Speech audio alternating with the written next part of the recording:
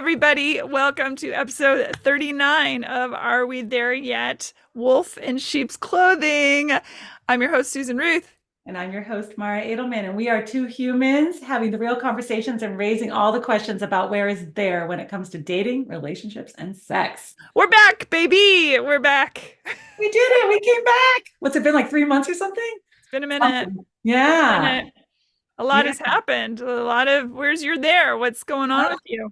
I don't know. 3 months. Let's see. I had a big birthday. I turned 50 and overall I'm feeling great, but it was weird. Like the very next day, the hot flashes got worse. It might be in my mind. What got worse? The hot flashes.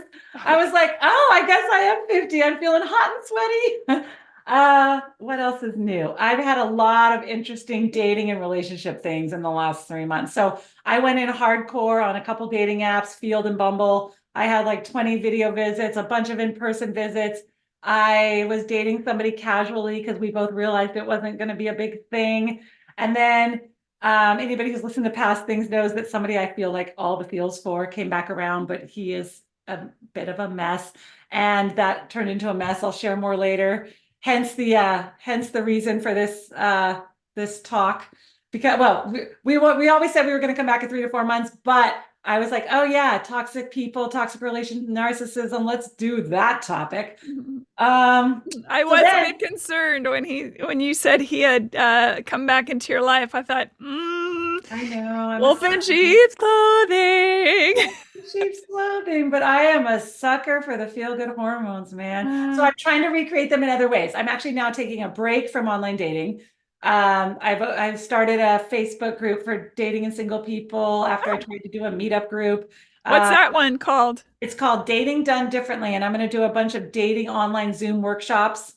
Ironically enough, the very first one is using the apps to your advantage, but I'm actually taking a break from the apps right now because I just need a break, right? Do as I say, not as I do. Well, no, but I'm going to tell everybody, when you're burnt out, you take a break, but where are the single people? The single people are on the app, so you have to, if it's a good practice platform, in my opinion, and you might get lucky and meet a good person in that venue. So I'm just trying to find other ways to have all the feel goods. I'm doing guitar lessons with this amazing instructor and spending time with my animals because they're getting older and just trying to do me, like, right? And but I did put a link, we put a link down below to my Dating Done Differently because I realized now that I'm not doing the meetup in-person things, it can be people from all over the world. So if you want tips and tricks on dating, relationships, and sex, join that group and there'll be talks in the future. Yeah. Oh, are you coaching? Individual coaching always makes, I wish I could like make that like do it for everybody all at once in the way that I can do it one-on-one with people, but I've been coaching somebody that's just really rewarding. It just feels good.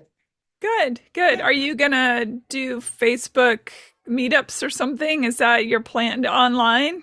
Yeah, so I had started a meetup group which grew like 30 people a month, which says people want something for singles, right? But I did some in-person events, and no offense, it's like herding cats. Any event planners out there, my hat goes off to you. Like I decided, I was like, it's too much energy out for not enough bang. And so I'm going to do online dating work, bang. I'm going to do online dating workshops that everybody can join over Zoom. And it's a lot less details that have to go into it, right? Here's a Zoom link, come if you want. Yeah. But they're going to be fun. Like make it fun. I find the dirt and everything. Come if you want. Of course you want. Come if you want, and there will be some bang for your buck. Such a hussy. Okay, now you've had bigger things going on. Tell me all your theirs. I mean, not bigger, just different. I wrote and directed and produced my first short film, and so that's really exciting. It's done. It's now entered into festivals, and fingers crossed, I just got into my first festival, so that's exciting. And it's a horror festival, Portland Horror. And at the time that this comes out, maybe there'll be some more, and we're gonna see what happens. The movie is called. Vacation in Portland and come see that. That's cool. Yeah. The movie is called The First, and I'm really excited. And in that, I'm also writing a feature, and I'm just gonna keep turning over rocks. You know how I do. And I've been writing essays lately, and poetry, and all those good things because I'm putting together a book, and that's exciting. And the book is, I wouldn't say it's memoir light. I mean, it has reflections that I'm having, but it's not necessarily centered all about me. It's more about how the world at large is moving past, and I'm just acknowledging it as it's going by. And I suppose it's one part me, but three-fourths part everybody else. And your poems, like right now, I wanted to cry because I'm so proud about your movie. Let's just start there. She Thank you. read me the storyline, I don't know, a year ago. It was a year ago. And Yeah. I was blown away. And then the fact that it's now a thing and it's going to be in all the festivals is like just really cool. Well, let's hope it's in a lot of festivals. Oh, We'll see. hello. I've entered festivals, and yeah, I'll start hearing. That was the first one to hear from. Hopefully I'll start hearing about more. And it's a new experience for me, so I'm not really sure how to navigate it all, but you know me, I'll just jump in and see what happens. And you do that so well. Oh, and you had started a Patreon group where you're going to put some. Oh yeah, yeah. Yeah. I have a new because a lot of what I do like Hey Human podcast. I do that for because I think it's important to put those types of conversations out in the world, but it's ad free, and I end up spending a lot of money putting that out. And as an artist, we don't sometimes, knock on wood, that will change, but we don't really make a lot of money. And so I've put together this Patreon, and I'm hoping to build it as a community. It's patreon.com/Susan Ruthism, which everybody that follows me anywhere on socials know it's always Susan Ruthism, SUSAN RUTHISM.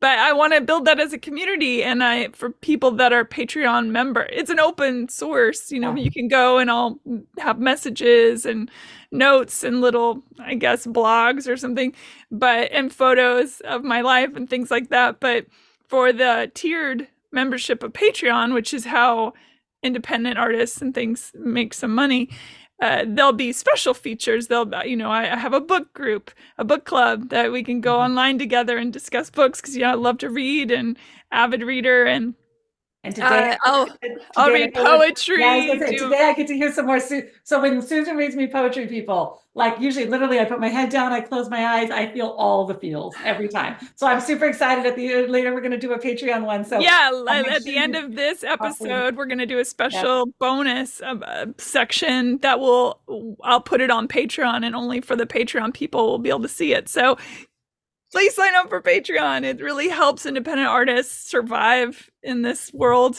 and it's much appreciated. I'm not just yanking your chain. The poetry is.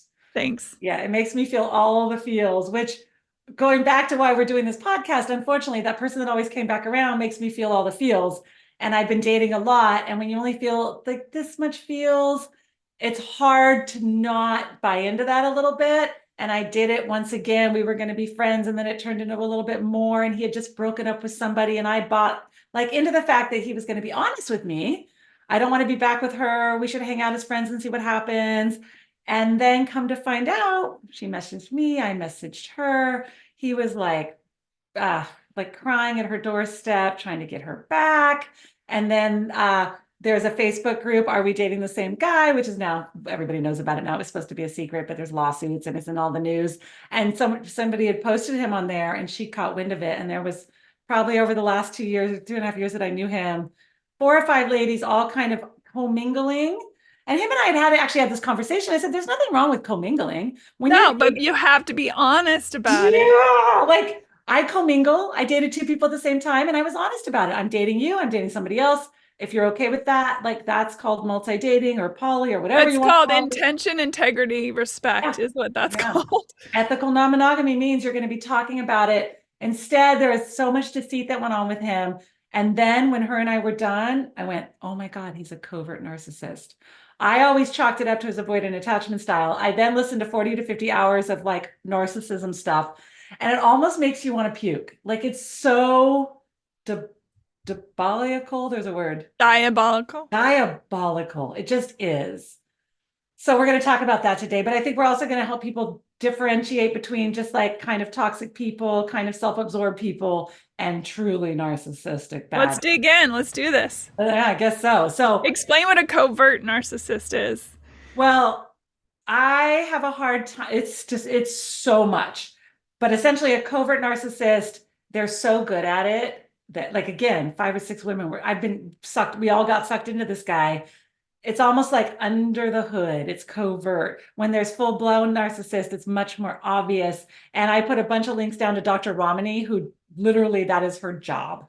All she does, only narcissism. And so I can't speak to it in as much detail as I want to, because it's hard for me to still wrap my head around that people can be like this, because it's such the opposite of what. See, that's my first, I think, let me just, I'm going to assume you're a narcissist and then you can. You can prove to me that you're not a narcissist. But that's because I was raised by a narcissist. So I recognize patterns pretty quickly. Now, as an adult, when I was younger, I think because I was trying to repair that initial mother wound relationship, I sought out people that resembled that wound, right? Because you're trying to fix it without going to the source, because the source you can't fix it with, generally speaking. No. So I've definitely had my share of both covert and overt narcissists. And then there's the other kind of narcissist who's like the kind narcissist, the one that when they call, they're very loving and very sweet, but it's still all about them. They don't ask you about yourself. They don't care what you're doing. They trauma dump on you. It's all about them. Yeah. So I've experienced. He was a bit like that too. He was kind and covert, and every woman, even on the thing that we're talking, everybody's talking about him on this Facebook thing, and the comments were still all, but he's so nice. Yeah, he was. But he's not nice. But he's not nice because nice people do not lie, cheat, and steal lie, cheat, and steal your time, your emotions, manipulate you, all that stuff. All of that. I don't care if you date other people, but be honest about it. It's the lying that's the problem. I think actually they get off on that a little bit, because I do. Why don't you just be poly? Half the world's poly nowadays. Yeah, it is. I think it's like that. Yeah, no, it's the control factor and the manipulation factor. I heard this fable which exactly explains it. Let's see if I remember it. There was a story about a scorpion and a frog, and the scorpion had to get across the river, and the frog was like, I'll carry you across the river. And then halfway across the river, the scorpion like stings the frog, and he's like, I'm totally helping you. Why are you stinging me? And he said, I'm a scorpion. That's just what I do. Yes. And so unfortunately, good old school fable. Yeah. The scorpion swore up and down to the frog he wouldn't sting him if he could just catch a ride. And yeah. So unfortunately, this guy kept catching a ride with me. The good news is that it's helping me become a reformed romanticizer, because I get sucked into the hormone feeling. Of that feeling of like, oh, because I feel this way, it must really be a thing. Well, we know that is not true. And then I dated somebody after that for about a month and a half, and same thing. All of a sudden I was like, he is not asking me a damn thing about myself. Yeah. Like, I have a tattoo on my back in Hebrew that says, have faith and protect those you love. And he goes, what's your tattoo? And I said, oh, I got that when I was 30. My twin sister spent 30 days in the hospital. A normal person, mind you, would say, oh my God, is she okay? And why was she in the... Straight on to something about him. And I clocked it, and I was like, there we go again. Lordy. And here's the thing, the trickiest thing about it all, I think, is that, again, I'm a big believer, you can't put people in prison for crimes other people committed, right? So that is the hardest thing to do in a relationship that is a new relationship, is to be open, be willing to see what this person will bring. But also you have to be aware. You also have to be aware and grounded in what's going on from your side. And what is it, Maya Angelou? People will tell you who they are within the first minute or whatever. Believe them, and believe I don't know what is wrong with me. I do, because you're a romantic, and you want to believe. For me, I am also a romantic, believe it or not, but my romanticism comes by watching fables, rom-coms. I know it's not real. I get my romanticism kick from that, and I imagine a world what that must be like to have somebody love you like that. And I just know that most people aren't capable because of whatever they come to the table with. I'm not knocking that. I just think it's a bummer that hurt people hurt people. And everybody I know who's in relationship is struggling right now. I've got Yeah. friends who are divorcing, separating. Nobody's making it, not nobody. A lot of people aren't making it past year 10. A lot of bad behavior. And unfortunately, with all of my friends, it's the men with the bad behavior, and that bums me out. And I find that I don't know, it's just frustrating. There's a study my friend told me about though, that Women can be narcissists, of course, oh as no, I no, said. yeah, not Here's my generalized. one. Yeah, Yeah. women can completely be narcissists, but there was a study that said single female without children are the happiest people on the planet. You and Yes. I are happier than most. So Yes. Yes. I'm kind of trying to get away from finding a relationship, but I would like to have healthy, good connections and experiences. And Mm. I can't even find those, right? Because I just want a little bit of courting and a little bit of politeness and a little bit of like, right? Yeah, sure. Why my nose is itchy. I get that. And I think too, for me, I have a lot of, I would say I'm in my masculine a lot. I have, I'm a go-getter. I'm aggressive in my work and trying to get things done. And so for me, it's sometimes hard to find people who are in their masculine so that I can be in my feminine. Yeah. That's And really tricky yeah. to find, and to find people who are in their masculine who aren't broken by that masculinity or aren't toxic in that masculinity. I'm not Oh, saying they're not out there. I believe that they are, but I am certainly drawn to those type, I would say more hyper masculine, I guess. yeah. So I need to maybe check myself and maybe look for somebody that's more in their feminine, but I don't want to always be in my masculine. So it's tricky. It's complicated. You totally right on the nose on that one. I too, and a lot of high performing women that I know that are single, a lot of people I know want that higher masculine man who's not having toxic masculinity. And finding Or that, woman, high or woman, sorry, masculine. but I'm just Yeah, saying for me, like I sure. want what you want. I want to be able to lean back and be in my feminine with somebody who makes me feel safe to do that. And that safeness is what makes women want to have sex, by the way, men who are listening. Like we need your words and your actions and your energy to line up. And that was what was always going on with this guy is it was like sometimes it would line up, but not all three and not at all the time. And we'll talk about that in a minute. A lot of intermittent reinforcement. I think I'm holding out for all three of those to line up. Words, actions, energy, and to be masculine, but not toxically so. Thank you. Yeah, Thank you, universe. it's tricky. All right, let's get into Yeah, narcissism. yeah. We're tangential at this We're point, so let's get tangential into because it. we both experienced a lot of this, unfortunately. So one thing that I think gets in the way for a lot of people is this term called limerence. Have you heard this term? I have. I get really limerent. I don't know if I just made that a new word, which is I'll take essentially it. it's the definition of it is a state of mind where you have romantic feelings for another person that can cause intrusive, melancholy thoughts or concerns about that person, um, and a desire to like form or maintain a relationship with that person and have your feelings reciprocated. And I was set up for that because of some emotional neglect from childhood. We were 80s kids, which meant we never saw our parents. And it turns out, as a highly sensitive person, I could have used a little more helicopter parenting, but I didn't get that. And then my first boyfriend, I was very limerent about him after we broke up. So I feel like that's a very familiar feeling of like, oh, I really want this thing because it gives you some hope. I think that's why people like feeling limerence. Do you feel like when you feel limerence, you feel some hope that those feelings, hope is a good feeling. Hope is never a bad feeling unless you're trying to make it be about somebody who's not ever actually going to reciprocate. Yeah, I think the idea that someone might rise to the occasion. Limerence is very interesting because it happens a lot in parasocial relationships.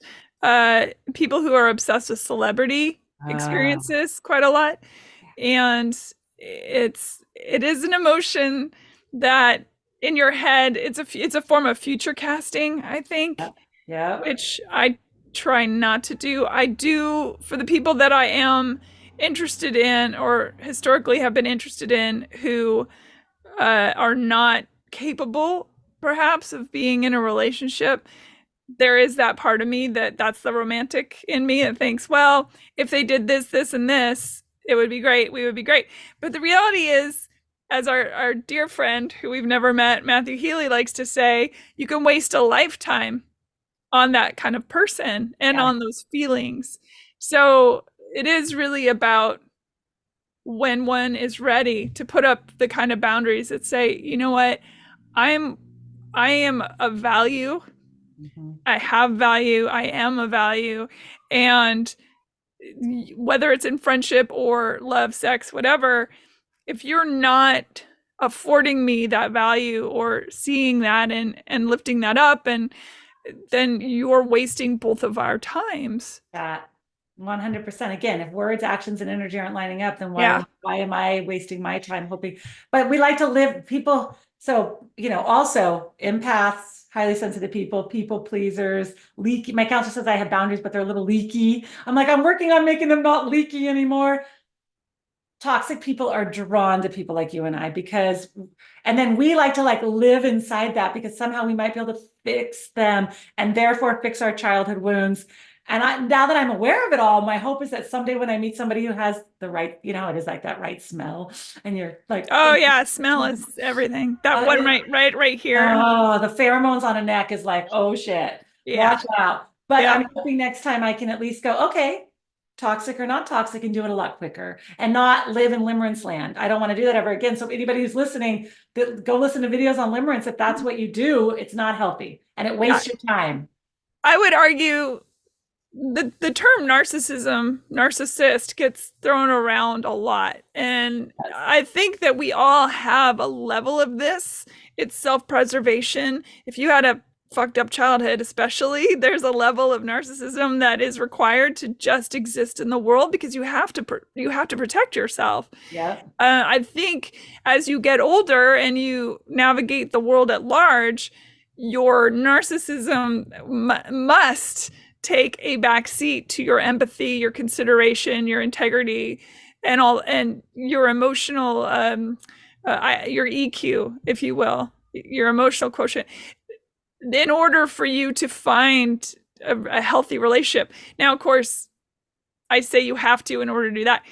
If you don't have to do anything, if you do not find those balances and get sort of your inner child in check, the one that is so needy and so all about me, Mm-hmm. then it's going to be quite difficult, I imagine, to find a health and well-being within a relationship because you're constantly having to feed that narcissism. That is exactly it. And unfortunately, all the people that I look back on who were truly narcissistic that I know had severe trauma as children. So again, you take that ACEs childhood trauma score, and I'm really high on that, by the I know, way. but you're not a narcissist. So I'll tell you why. So watch, because there's a difference. So the best part about this is after I listened to 40 hours of video, I realized you can't fix true narcissism. They can learn to do a little bit better. And this gentleman was 50 and all of a sudden he's like, this is just getting harder to be a person in the world. But I didn't realize what he meant was it's harder to find good supply and other women because I'm getting older. Dopamine, baby. Yeah, but there's a difference. So yeah, that was actually a blessing though. I'm like, he's not gonna be able to fix himself. Good. I'm never going to deal with him again. Hallelujah. But there's a difference. So let's start with emotionally unavailable people, right? And I've dated a bunch of them because I always want to hope that it's fixable. That person will make you feel like your basic needs are just too much. And this person would always say, you just always want more and more and more. I'm like, no, I just kind of want my basic relationship needs to be met, right? Mm. And then you've got the toxic people who may not be narcissists, but here's all the toxic behaviors. And I have, tell me how many of these, put your finger up every time you've dealt with this, right? Insecurity, jealousy, I negative put three behavior, fingers up for that. self-centeredness, selfish, critical, demeaning, distrusting, abusive, and disrespectful. Oh yeah, all of them. Okay, put on my foot. Yeah, but we can do. So what we want is to not be with somebody who's toxic. So if you heard those, anybody listening and you are in that group, listen to the videos and the links and figure out what to do about it. We want somebody who is secure and loving and positive and giving and selfless and encouraging and uplifting and trustworthy and compassionate and respectful. Isn't it interesting though that list you just said, I think a lot of people listening, including myself, think, oh wow, that's a tall order, that's a tall, because we are so used to every one of us, every single one of us in the world, we're so used to the bare minimum that expecting or wanting or needing that seems like insurmountable or impossible. It's like, how dare we even want that? Hello? Yes. Shouldn't Okay, that but just be the bare minimum of what? bare minimum. And then, okay, now look at this list and put your finger up for all the ones that you are. Secure. We'll talk about in a minute. I'll put a half thing I'm because gonna I'm give not myself always. a half one for that one. Yeah. But we'll get to reason maybe why. Loving, positive, giving, Half for that one. Wait, go slower. I'm Half, sorry. half one for positive because the world is so trashy. Loving, positive, giving, Giving. selfless. At times, nobody's ever selfless Yeah. all the time, but in a relationship, can you be selfless? Yeah. Encouraging, Yeah, definitely. Yeah. uplifting, trustworthy, Mm-hmm. when we should be, compassionate, and respectful. Oh yeah. Like I'm I at could, least 8.5. Well, that would yeah. be 7.5. Yeah, because a couple of those I'm halvesies. Okay, but the have C on this is interesting. I was listening to this thing. The have C on the secure one. I have an anxious avoidant, anxious attachment style. I can get pretty insecure. But I said to my counselor the other day, I was like, well, is it just because they're poking holes in all of my like sanity with their behavior? Emotional insecurity versus somebody who's ignoring your basic needs. So again, when your basic needs aren't getting met for all those healthy things, you are going to be more insecure because your needs aren't getting met. So part of me is like, well, I haven't ever been made to feel safe in a way that I can be super secure. I hope to find that someday. And it's on us to feel, it's not, we can't put that off on anybody else, right? I'm doing my pieces, but when you're constantly poking the bear, right? Although I'm Team Bear. Oh yeah, let's talk about that. Give a story on that. This is fascinating. On the internets, there is a big debate whether women are more comfortable in the woods with a bear or a man. And pretty much across the board, women and those who identify as women are saying bear. And some men get it, some men don't. But what's interesting is I've seen a lot of those videos where they ask fathers about their daughters or guys with their wives or whatever. And when it's in that perspective, then they're all team bear also, which is interesting. They'd rather have their daughter in the forest with a wild bear than an unknown man. What do you think that's about? They know. We all know what that's about. All know. I mean, there aren't Facebook groups that say, "Are we dating the same woman?" Although that does definitely happen. Oh, yeah, I'm not saying it doesn't. I just said like there's just a different Yeah. level of like, right? Yeah. I've talked to my friends who have dated narcissists, and it's just as ugly when it's the woman. It just doesn't seem to happen as often. Ooh, I know some pretty manipulative women, so I don't know about I've only dated men thus far, and I would say many of them were narcissists at different levels and different types. Yep. Again, I would imagine there are plenty of people out there with stories about narcissistic women. Oh, you know? I've heard all in friendships, in women friendships. Yeah. I've had a couple women friendships that were. I have too, and they're no longer my friends. Again, that's all about boundaries too. And you said, you have to also come to the table with your boundaries. There's one thing a narcissist hates. It's being called out, and not necessarily saying you're a narcissist, but saying I have boundaries, and that's not okay. And I have worth, and you don't get to gaslight me, and you don't, and standing up for oneself. And then you watch the narcissist break down. It can be dangerous. It can be certainly aggressive, or they're just don't think you're worth their time because you're not behaving like prey, and they move on. So there's a narcissist term, supply, and it's a blessing that I only have leaky boundaries. I would let this person come back, but I would always at a month be like, your words, actions, and energy aren't lining up. Go away. And so he would. It turns out that person he had dated for a long time was a really good supply source. She offered housing and some job security and would take care of his kid. And when she said no, finally, there's another term, hoovering, which is when they come back. I'll do the cycles in a minute. He hoovered the shit out of her, crying at her door in the pouring rain. I'm going to start drinking again. He's sober. Like he lost his marbles. And I was like, should I be worried about you? Like, or is he going to commit suicide? Like it was very ugly behavior. And I was like, all I kept thinking was, thank God I had some boundaries, or that could have been me. Right? Because I kept pushing him away and he knew I wasn't going to be a full supply source for him. So the thing with, I guess we should make it more clear. So narcissistic cycle of hell. There's the idealization phase. They come in strong, they love bomb. They're like, and he did this in the beginning. You're the best thing. Oh my God, I've never felt this way. I can see getting married again someday. Like now that I've touched you, I won't touch anybody else. And even when he said that, I remembered clocking. We had just been hanging out. I wonder if he says that to other women. It felt a little trite, like I was like, huh, uh-huh. So then there's the love bombing, right? And then there's the devaluation stage, intermittent reinforcement, gaslighting. So intermittent reinforcement is like, I'm going to give you just a little and then pull it back. Oh, I'm too busy working, but I'll give you a little. And as humans, we love that shit. What is gambling? Intermittent reinforcement. Like, I might win, I might win, I might get something. They did a study on rats where they had a lever and they gave them cocaine. And even if that rat could get cocaine every single time, it got depressed. The rats that would only get cocaine sometimes were like, this is the best world ever. So have you ever had a lot of intermittent reinforcement done to you? Oh, for sure, for Yeah. sure.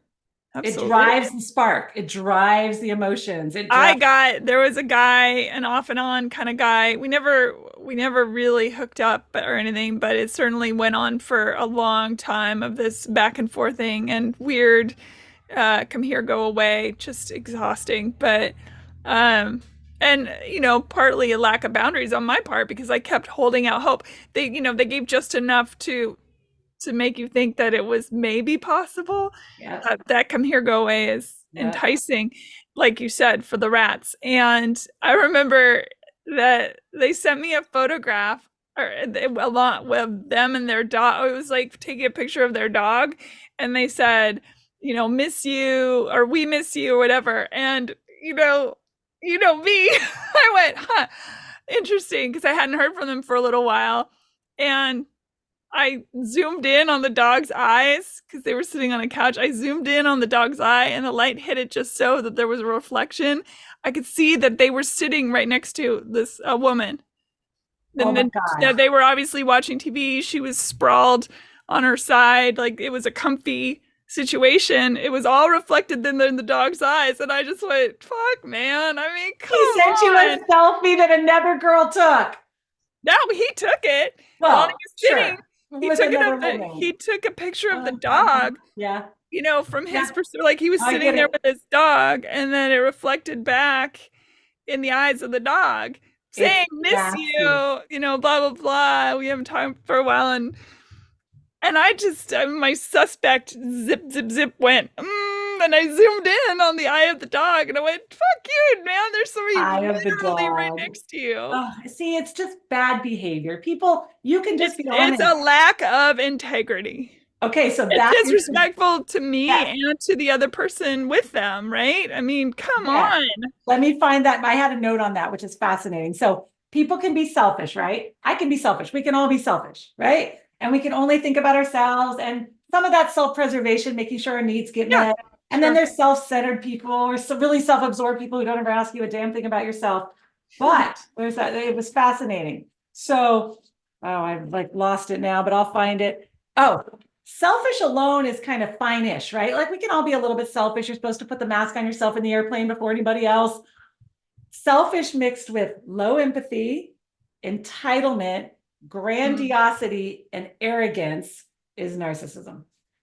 So they're selfish and they don't feel a damn worry about anybody else. It's all Mm-hmm. about that. And again, it's self-preservation for them because they grew up in an environment that it trained them to do that. It's still nasty behavior. It's not okay. And they use this thing called cognitive empathy, which is fascinating because I do it and I've always felt guilty for doing it, but I What do. is it? It's a so Hodgkins and Myers Encyclopedia of Social Psychology. Some people have a more complete knowledge of another person's mind. And because I guess I'm a medical provider and I kind of read body language and voices, and I've been doing this for 20 years, I often feel like I use my powers for good. I can tell when things are, and I always manipulate, like at work or with friends, to get a better outcome for everybody, right? I kind of social work it behind the scenes a little bit, but I Yeah, never do it for anything bad. Narcissists also have that kind of mind where they can see what's going on and they completely manipulate it to their advantage. sure. I And get that. again, they grew up in an environment that said they had to be able to read people better than anybody else to survive. Mhm. I have to do that because I'm a medical provider. I didn't do it because I had to survive. But so anybody you know, does that kind of make sense where they can really read people and you can tell Yeah. they can No, read? I totally agree with that statement for sure. You can use your powers for good or evil. Yeah. Unfortunately, that's part of what I liked about this person is I like people who are really self-sufficient and you can tell that they could read every situation and that they would know what to do. That's like one of a huge turn on for me, right? But Mm. again, now I have to find that in somebody who isn't using it for bad reasons. Is it fixable? Is Narcissism? I Right. mean, from what I understand, from what I've read, is that it really isn't. That one can adjust to go Yes. from being a shitbird to being a good person with it. Yep. Uh, But if I'm you being very have, judgy with that statement. But, I mean, no, they first have to realize that they need to stop like essentially hunting empaths and people pleasers and us people that are like the opposite of them. hunting. Ooh, It feels like that's hunting. dark. Yeah. Yeah. They call it supply, right? So Yeah. it's hilarious. The girl and I were talking, right? And it was Valentine's Day, and him and I had been talking, and he was trying to get her back, and she lived near him. And I said, "Oh, was he with you on Valentine's Day? Because I had a dating done differently event. I so him and I said, "Oh, he told me he had a headache and was going to bed." And she goes, "Oh, he wasn't with me either, and he wasn't home." And I was like, "That's hilarious. There's already some other poorly. It's not hilarious. He's got supply elsewhere. He's with Yeah. somebody else right now, and he's Yeah. lying about it to everybody. Yeah. It's nasty behavior." So, sure, let me see if we finish. Oh, so anyway, here's the other dilemma. If you look at the cycles, oh, we forgot about gaslighting. So if we go back to the narcissistic cycle of hell, after the intermittent reinforcement and all that, there's a shit ton of gaslighting. I didn't say that. I don't know why you're feeling like that. I didn't do that. They never say sorry. And I clocked this with this guy. He said, one time he said, "I'm sorry that you feel that way." Oh, the worst. The worst. It's such a Versus if I hurt somebody's feelings, I try to say, "I am sorry I hurt your feelings. What can I do in the future to not, take a little ownership?" They don't take any ownership. And then after they gaslight you and devalue you, they discard you. And he'd done that. Then it's just a complete like ghosting, disappearing, going away. But then if they want you back, and thank God I never got to that point with him that this girl did, then it's called hoovering. They come back and they're like, "But please, I love you more than I've never." He was bringing flowers. He was doing everything he could to get this girl back. And I had a very small ego moment of like, why not me? And then I realized, thank God, not me. Number one.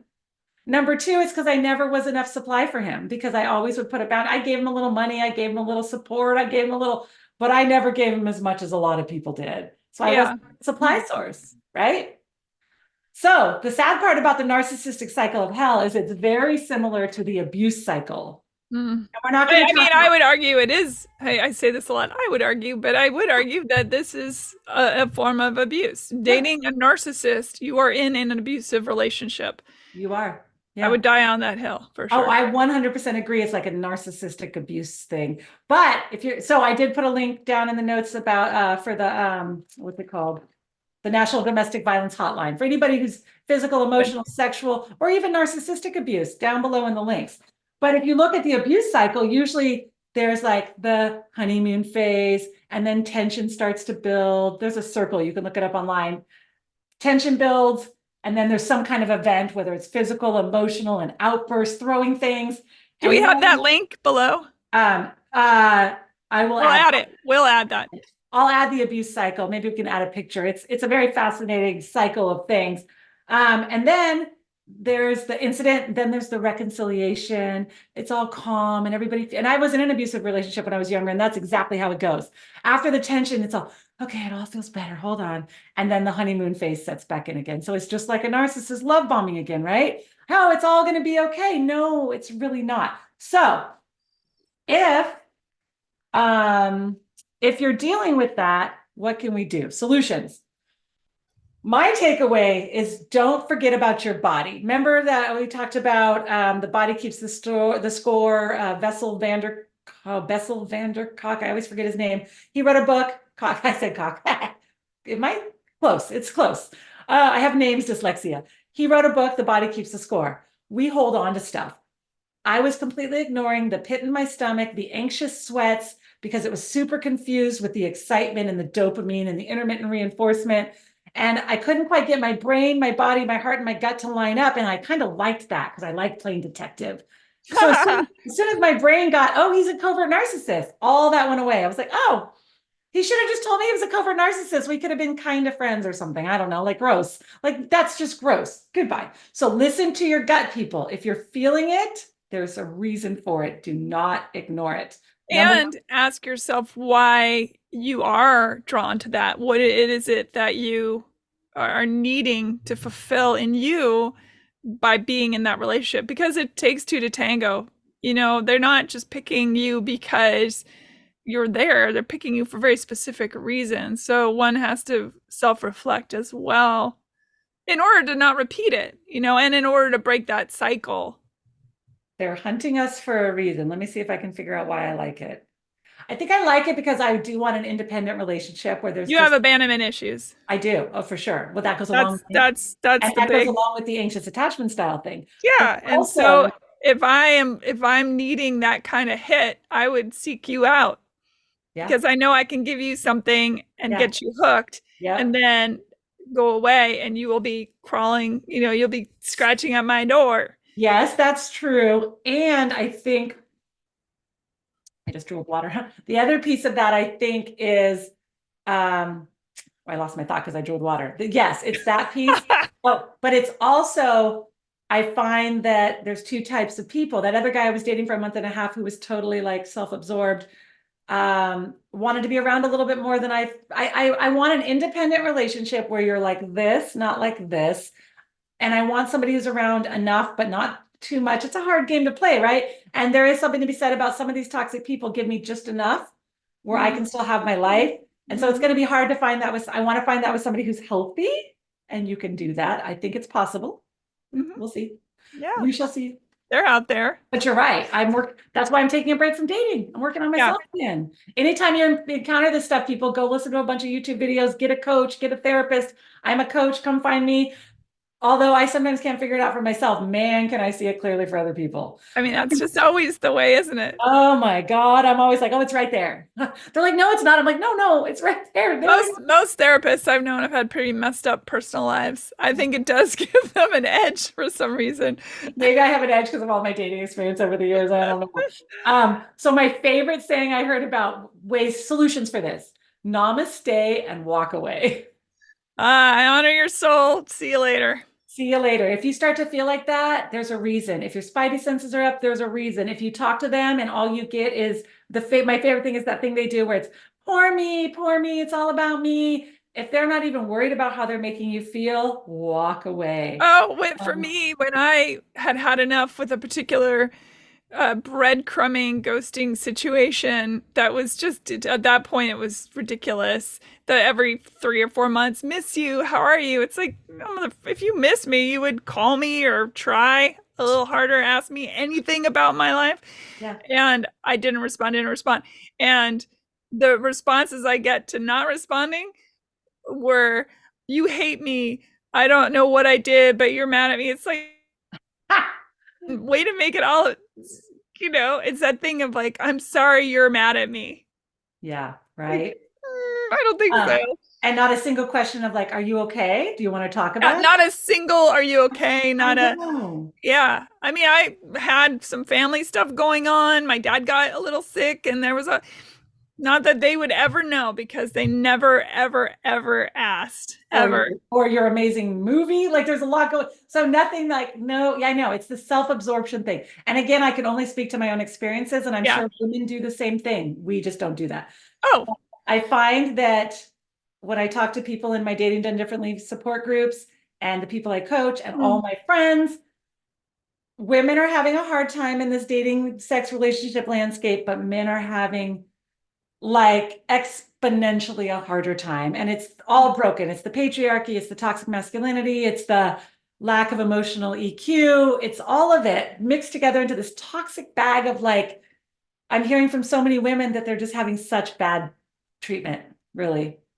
Yeah, bad treatment. I mean, humans are broken in a lot of ways, but it's not insurmountable. There is hope, you know, if you have to just do the work, you know, You have to do this. and have boundaries, because the more you have boundaries, that same scenario, it culminated with getting a text on my birthday. Happy First birthday. time I've ever heard from this person on my birthday, which is interesting also because I had been ignoring the text, Right. and they said, "Oh, happy birthday. I know you don't want to talk to me." Again, never asking me why or calling me or anything. And so I acknowledged, thank you for sending me a happy birthday.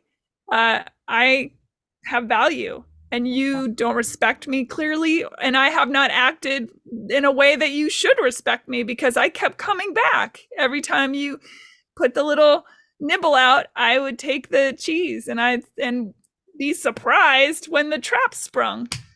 I don't, So shame on me. Shame on oh, me for not having those boundaries. And then by saying, you know what, I have value, I have purpose in the world, and I'm pretty awesome, not a dick way, but it's like recognize my worth. super awesome. You're super awesome, darling. It's Super. like recognize and for me to recognize that I am worthwhile and deserve better than that treatment. Love them, wish them well, but I'm not going to put up with that stuff anymore. And they did say, I'm sorry. Oh, But I good. don't know. Again, it's words versus action. You can Yeah. tell me all you want, but it's like, I need to let me see A that you. real sorry would have been, can we have a phone call? Can we talk? How are you? Are you If okay? that had been me on the other end of that, Yeah. I would have called immediately and Oh my said, oh God, my I'm so gosh, sorry. Yeah, let's talk about this. me too. But because that didn't happen, all I can think of is all those other words, Don't bullshit. matter. It's just But bullshit. It's I just like that you and I are both learning, but like I'm pretty sure I think I fixed it. There was this quote that made me laugh. People always say there's plenty of fish in the sea. Yeah, but I've got my eye fixed on that specific emotionally distant salmon who has commitment issues. I joke with that with my best friend all the time. She she and I were talking and I said something about someone that had asked me out who happens to be poly. And they said, "Oh," and she said, "What are you going to do?" I said, "Well, that's perfect for me because that means they're already unavailable." that, that. But I would hedge bets. Yes, we like unavailable people because we're less likely to get super in or super hurt. Yeah, which is But broken. That's broken I with know, me. but I go back to part of that is you and I are both very independent women who want our relationship to look like this. Yeah. Everybody I know whose relationships are failing, they look like this. Well, and you said it I so well. You said, I've never felt safe. And I would agree with that. I've never been able to be so vulnerable and felt so safe that I knew that my partner had my back, Yep, kept my secrets, yep, that we were a partnership, that I lift them up, they lift me up, yep. that they're not trying to make me look bad in public or, all Yeah. that weird shit that couples do to each other, those Oh, little it's so gross. razor blades that fly across Oh, the room. And, I have not yet experienced that kind of relationship. I'm a grown woman. I have not had that feeling of just letting go and feeling that kind of trust and knowing that I'm safe. And let me tell you, to what you said, the power that will be in that relationship when that happens, when that level of integrity, respect, mhm. support, love, and unconditionality. Yeah, It's not to say that you put up with the bullshit. You still say, this is bullshit, this is why, and you communicate your wants and fears and likes and all that stuff. But to know that that other person then holds that fucking sacred, yeah. That. that's going to be How sad is that? mind-boggling. The sex will be great. The Oh, communication will be oh, great. That'll oh. be mind-boggling. All we are requiring, truthfully, is safety. Safety. Women will have, and women who don't. Men too. Yeah. Everybody. No, men too, Everyone. but men need more of like respect and admiration. And it's a truth. They've done studies for women to have good orgasms or to feel good about their sex life. They have to feel safe. We have to feel safe. There's a difference. There is a difference between men and women. I said to one of my guy friends, well, I'm going to go walk. Aren't you nervous to go? Men don't get nervous walking as No, like they we don't. do, walking in some dark area. If you asked any man, do you want to be in the woods with a bear or a woman? They're like, ha ha A ha. woman. Yeah, exactly. Woman, believe.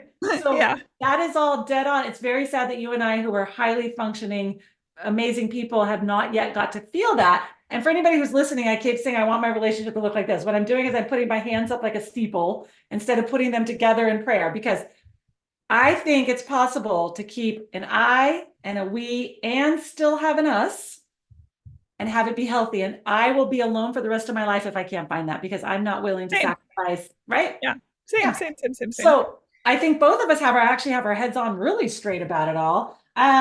Because again, putting up with somebody who's going to criticize and exaggerate, I watch my friends go through it sometimes. I told her, I said, I think your husband's a little narcissistic. So unfortunately, if you must stay or you're not ready to leave, Dr. Romani, I put a bunch of links down below, her specialty is narcissism.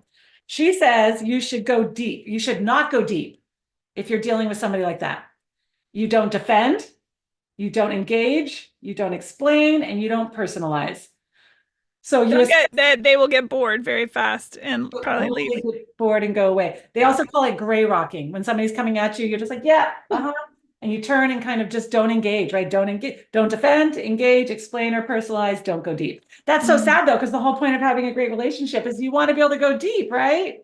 Not with somebody who has narcissistic behavior. So other solutions besides listening to your body, gray rocking and no contacting and not going deep if you're dealing with somebody, walk away sooner.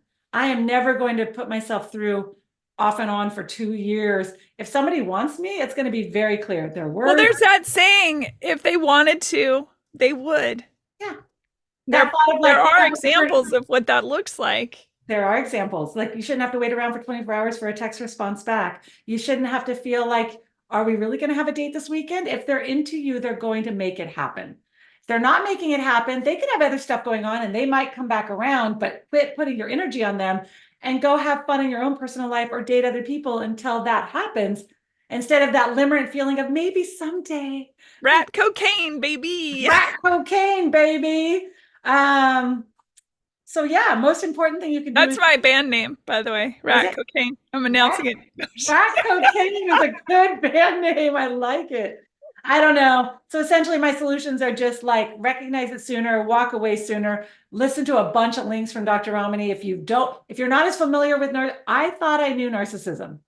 I knew a little bit about narcissism. You knew narcissism like I knew narcissism. He was a complete narcissist, and I kept saying he was just avoidant. No, sure, he was avoidant. He's also a narcissist. So I don't know. I think, called it. Huh? Nailed it? Nailed it. Nailed it. Complete narcissist. Nailed it. I'm never gonna. But you know what? We have to go through our stuff. We have to experience. We have to experience it on our own time, deal with it on our own time. You and I can sit here on our little mountaintop and say, oh my God, run, run, run. But the truth of the matter is, I mean, I have played that cat and mouse game for a long time with people, even though I knew better. And intellectually, you know better. But there is that little tiny light coming through the doorway and you think, oh man, I just got to push the door open a little more. You know, you can see that's that future casting. Like, I know how great that relationship could be in a healthy way, what that would look like. It would be unfreaking stoppable. But if they're not in that place, you're wasting your time. Wasting time. I wasted so much time. I wasted so much time. I'm 50 now and I'm no longer willing to waste time. And then you compare the new person with that person, thinking, well, because in your mind you have that possibility marker of what they could be, and then here you might have a great person in front of you, but you're like, oh, but they're not that, and it's apples and oranges. You can't compare the feelings you get with intermittent reinforcement, which are essentially chasing the dragon. It's the dopamine. All of us want to chase the dragon in some way, whether you overeat, over drink, over sex, over gamble, over, I think, you gave me a little serogasm though. I like to call them serogasms. Serotonin. Like, I get like all goosebumps. And you said what that relationship could be and what it could look like and how amazing it would be. I would love to find that someday, and I'm going to just hold out for that. I mean, I'll probably still have some fun in the meantime and date a little bit and experiment and learn new things in between, but I've gotten good now. That last guy who was kind of like, I call him indifference guy. He was just indifferent to everything. It only went on for a month and a half. I was like, there you go. Good, done. And I had good boundaries. I was like, I will not let you come to my house until I've seen, these are other things I'm going to teach in my Dating Done Differently workshops. You can't come to my house until I've seen yours. He had me come over and cook dinner. We're not having sex until you go to the doctor. He went and got his STD screenings. Like, I did all the right things. Yeah. And then in a month and a half, I was like, well, Another one bites the dust because Yeah, and then also just getting STD screenings. Look, you found out he was sleeping with other people. That's oh not no, even. no, no. This is the other guy, the indifferent guy. Oh, okay. He wasn't sleeping with other people, and there's always condoms involved, but I still want Yeah. them to. Yeah, As a yeah, yeah. Oh, writer, 100%. Yeah, go yeah. get tested because syphilis you can get with condoms, and there's a lot of it. I know I say this all the time, but it's true. Running out of injectable penicillin, get your STD screens and use condoms, and it's okay to ask people to go do that before you have sex with them. What a world.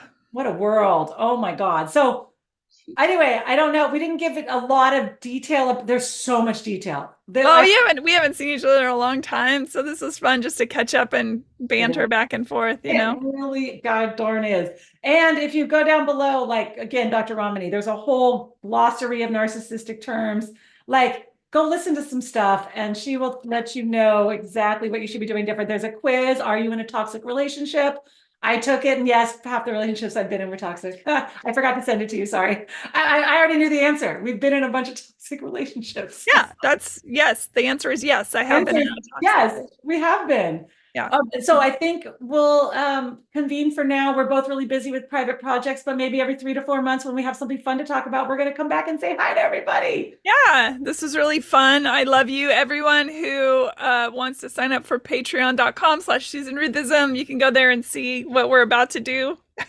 You're going to see me with my eyes closed, listening to Susan and getting a bunch of serogasms. And her, seriously, your poems make me feel all the feels. Thank you. Yeah, so everybody sign into Patreon now so you can listen to the fun poem. Yes, and thank you for watching and listening. For you, wherever you are, we have links down below, and we are on social media, although we're both terrible at it, on the Are We There Yet podcast, Instagram. I don't even know what it is anymore. If you want to email us, you still can. Yep. That's, what is it? awty@gmail.com. That sounds right. Yeah. So the Are We There Yet initials @gmail.com. We're busy ladies. What are you going to do? Yeah. So thank you. And we're going to sign off and say goodbye, but not really sign off because then we're going to have this little Patreon moment. So thank you. Bye. Everyone.